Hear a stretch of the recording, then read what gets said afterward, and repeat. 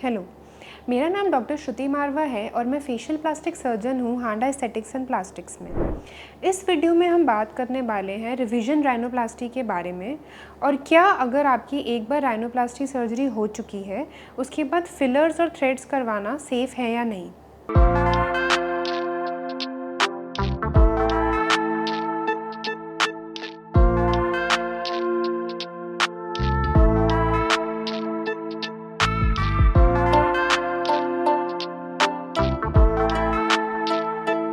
तो रिसेंटली हमारे पास एक पेशेंट आई थी जिन्होंने 2 साल पहले राइनोप्लास्टी कराई थी कहीं और से, but she was not happy with the results. उनको अपनी टिप मोटी लगती थी और ड्रूपी लगती थी।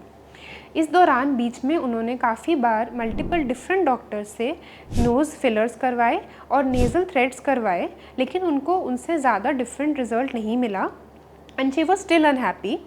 तो finally we decided to do a revision rhinoplasty for her, जिसके रिजल्ट्स हम आपके साथ नेक्स्ट वीडियो में शेयर करेंगे।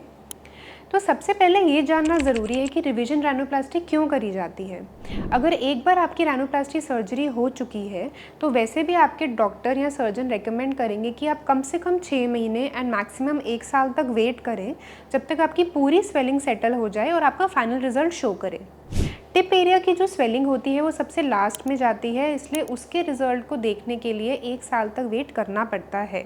लेकिन उसके बाद भी अगर आप अपने रिजल्ट से खुश नहीं हैं तो कुछ छोटे मोटे चीज़ों के लिए फिलर्स या थ्रेड्स किए जा सकते हैं। लेकिन ये डिस्कशन होना बहुत ज़रूरी है कि जो आपका रिज़ल्ट है उसको आप फिलर्स या थ्रेड से किस हद तक या कितनी परसेंटेज तक इम्प्रूव करवा पाएंगे।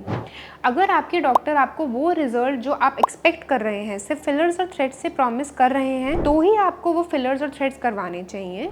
लेकिन अगर ये प्लान है कि अनदर 1 ईयर, मतलब जब 1 साल कंप्लीट हो जाएगा तो आपकी रिविजन राइनोप्लास्टी सर्जरी ही होनी पड़ेगी, तो उस केस में आई वुड रिकमेंड कि आप फिलर्स और थ्रेड्स करवा के अपना टाइम और मनी वेस्ट नहीं करिए।